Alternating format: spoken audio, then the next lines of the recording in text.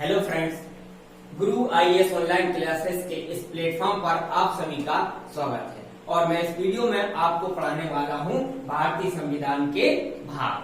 ठीक है, तो उसको समझने से पहले चीजों को समझना ज्यादा इम्पोर्टेंट होता है। इन सबको भाग बताने से पहले जो ये फैक्चुअल नॉलेज है, मैं आपको कुछ ये समझाने वाला हूं कि जब भारतीय संविधान सभा के द्वारा बनकर तैयार हो गया, तब एक पुस्तक जैसी कई बार आपने किसी न्यूज चैनल या वगैरह में देखी होगी, तो एक पुस्तक होती है।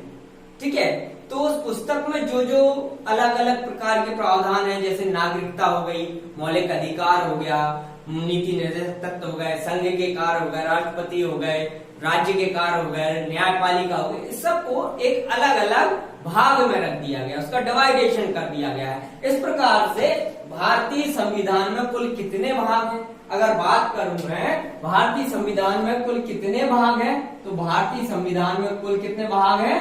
22 भाग हैं। ठीक है, कितने भाग हैं?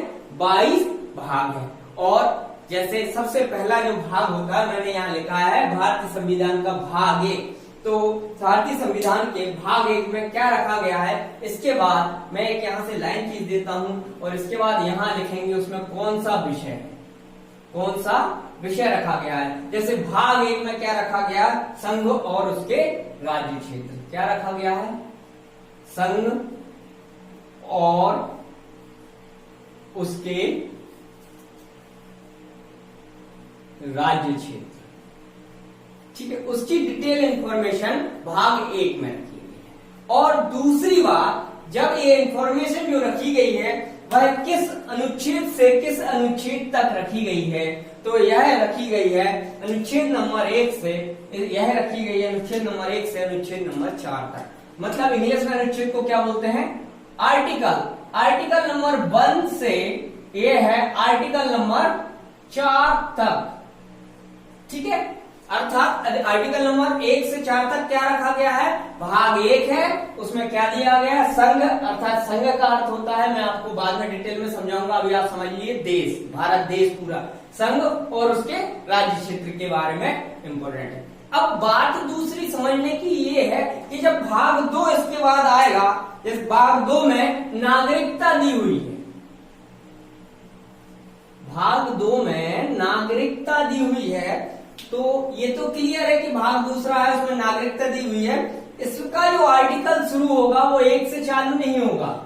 अगला आर्टिकल कहां से होगा? 4 के बाद आर्टिकल नंबर 5 से ये आर्टिकल नंबर 11 तक दी गई है। तो नागरिकता जो है भाग 2 में है और नागरिकता के प्रावधान आर्टिकल नंबर 5 से 11 तक दिया हुआ है। क्लियर है ये बात? आगे देखते हैं भाग 3। भाग 3 में क्या है? भाग 3 में है मूल अधिकार। क्या है? मूल अधिकार। मूल अधिकार बहुत ही इंपॉर्टेंट टॉपिक है, अपन डिटेल में पढ़ने वाले हैं आगे वीडियो में। तो मूल अधिकार का जो प्रावधान है वो भारतीय संविधान में आर्टिकल नंबर कहां से कहां तक होगा?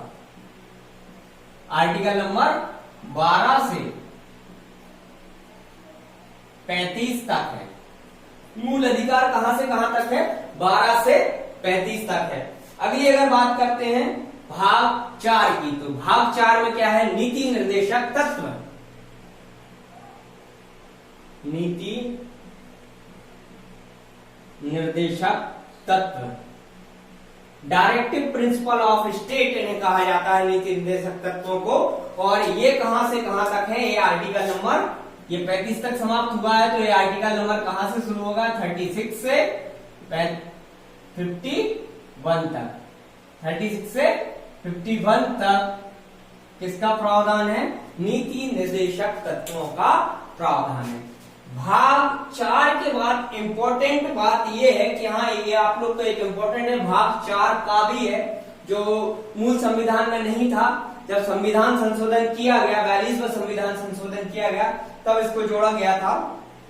ठीक है, तो भाग 4 का क्या है? भाग 4 अलग है, भाग 4 का अलग है। भाग 4 का मूल कर्तव्य क्या है? इसमें मूल कर्तव्य,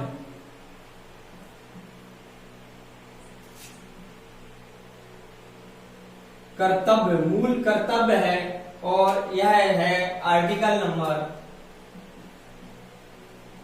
51 का में ये 10 प्रावधान से पहले फिर एक और जोड़ा 11 हो गए, वो अपन को याद नहीं रखना है।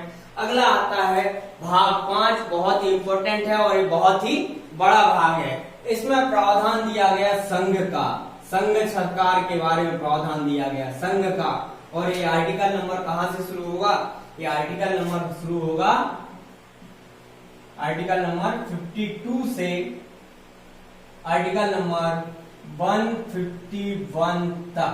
बहुत ही बड़ा आर्टिकल है, बहुत ही ज्यादा आर्टिकल है इसमें। और भाग 5 में जो संघ है इसके अंतर्गत कुछ चैप्टर में, जिसमें राष्ट्रपति, उपराष्ट्रपति, मंत्री परिषद, संसद वगैरह ये सब डिटेल इसके अंतर्गत है। आगे अपन देखेंगे, एक एक चीज को पढ़ेंगे।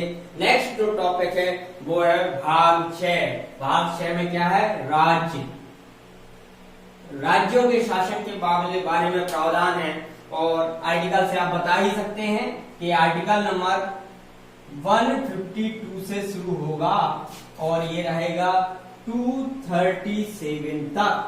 आर्टिकल नंबर 237 तक इसका प्रावधान किया गया है। अगला जो आर्टिकल था, अगला आर्टिकल जो रहेगा, भाग 7 क्या रहेगा?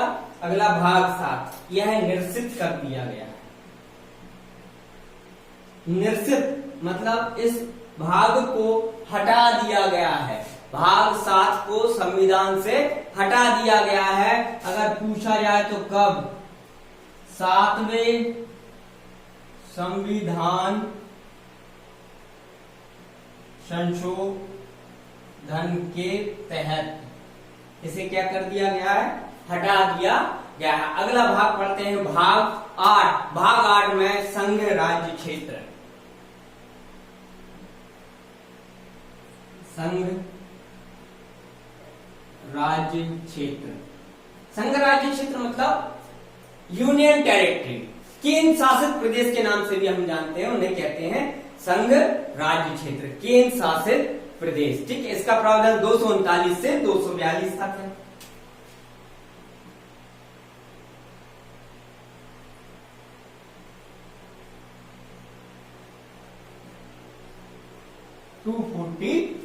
तक है। ठीक है, अगला बहुत ही इंपॉर्टेंट भाग है जो कई बार एग्जाम्स में पूछा जाता है। पटवारी के एग्जाम्स में ये टॉपिक ही बहुत है, भाग 9 वाला और भाग 9 का वाला। तो भाग 9 में क्या है? भाग 9 में है पंचायतें, पंचायती राज इसमें है, भाग 9 में है। और भाग 9 का में है नगरीय निकाय, जिसे बोलते हैं नगर पालिकाएं, नगर पालिकाएं 9 का में है। तो मैंने क्या कहा? भाग 9 में है पंचायतें। पंचायतों के आर्टिकल कहां से कहां तक है? 243 से 243 ऋण तक, 243 से 243 ऋण या इंग्लिश में ओ तक होता है। फिर अगला भाग 9 का जिसमें नगर पालिकाएं हैं, ये है 243 ता से, ऋण के बाद ता आता है तो पी से 243 ता से 243 या छा तक, या 243 पी से जेड जी तक ये आर्टिकल है। ये अभी आप इस पे ज्यादा जोर मत लगाइएगा। जो ये टॉपिक जब अपन पंचायत और नगर पालिकाएं पूरा पढ़ेंगे तो इसको अपन क्या करेंगे? डिटेल में अपन इसको देख लिया करेंगे। ठीक है, आगे ये भाग जो है भाग 10, 9 हो गया, 9 का हो गया। अगला है भाग 10। संविधान के भाग 10 में है अनुसूचित और जनजाति क्षेत्र। इसमें क्या है? अनुसूचित और जनजाति क्षेत्र।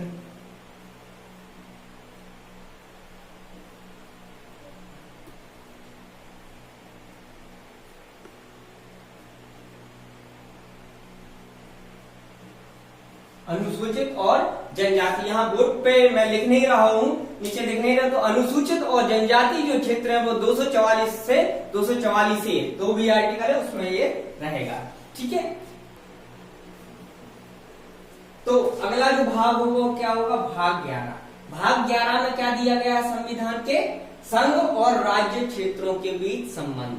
अर्थात जो एक संघ सरकार होती है और यह एक राज्य सरकार होती है, उनके बीच में संबंध कैसा होगा, इसका प्रावधान भाग 11 में किया गया है। संघ सरकार अर्थात वर्तमान में नरेंद्र मोदी जी की सरकार, और राज्य सरकार में अगर मध्य प्रदेश के तौर पर अपन देखें तो माननीय मुख्यमंत्री जी अपने जो है कौन है, अभी शिवराज सिंह चौहान जी है, उनकी सरकार। तो संघ और राज्यों के बीच संबंध आर्टिकल नंबर 243 से 263 के बीच में दिया हुआ है।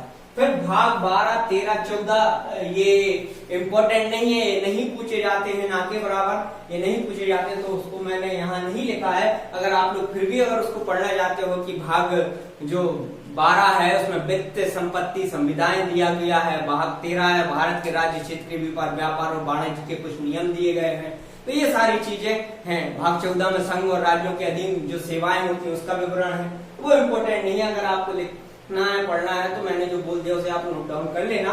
बाकी भाग 15 बहुत ही इम्पोर्टेंट है, कई बार क्वेश्चंस में पूछा गया है। भाग 15 में निर्वाचन, पूरा निर्वाचन आयोग, निर्वाचन की प्रक्रिया वगैरह के बारे में बहुत कुछ प्रावधान है, और इसका जो प्रावधान है वो आर्टिकल नंबर कहां से कहां तक है ये भी पूछा जाता है। अभी वर्तमान में पीएससी में ये आया था, ये 324 से आर्टिकल नंबर 324 से 329 तक इसका प्रावधान किया गया है। फिर अगला आता है भाग 16 इंपोर्टेंट, भाग 17 वेरी इंपोर्टेंट, राजभाषा। भारत का अगला ये भाग कौन सा है, भाग 17। इसमें क्या है, राजभाषा के बारे में दिया गया है। ये सारे जो हम पढ़ रहे हैं ये क्या है, इन भाग को अपन डिटेल में तो पढ़ेंगे, बस अभी इनकी हेडिंग देख रहे हैं। तो भाग 17 में क्या दिया गया, राजभाषा, और 343 से 351 तक इसका प्रावधान है। 343 से आर्टिकल नंबर 351 तक इसका प्रावधान दिया गया। आपातकाल अगला है भाग 18। भाग 18 में आपातकाल, इमरजेंसी, 3 प्रकार की इमरजेंसी होती है, वो अपन पढ़ेंगे बाद में। ये आर्टिकल नंबर 352 से आर्टिकल नंबर 360 तक इसका प्रावधान है। 3 प्रकार की इमरजेंसी होती हैं। अगला है भाग 19 नहीं पढ़ना, भाग 20 संविधान का संशोधन, बहुत ही ज्यादा इम्पोर्टेंट, और यह केवल एक आर्टिकल में इसका प्रावधान है, आर्टिकल नंबर 368। संविधान के तहत, इसी आर्टिकल के तहत संविधान में संशोधन किए जाने की संसद को शक्ति दी गई है। और संविधान में संशोधन 3 प्रकार से किया जाता है, उसकी डिटेल इंफॉर्मेशन हम लोग आगे पढ़ेंगे। ये थे संविधान के प्रमुख भाग, और संविधान के इन प्रमुख भागों को भी कई एग्जाम्स में पूछा जा चुका है, इसलिए फैक्चुअल नॉलेज के हिसाब से इम्पोर्टेंट हो जाता है। आप सभी से मेरा अनुरोध है, इसे एक बार देख लीजिएगा, याद कर लीजिएगा, और अगर कोई प्रॉब्लम हो तो मेरे लिए कमेंट सेक्शन में कमेंट करके आप लोग कमेंट कर सकते हैं। धन्यवाद।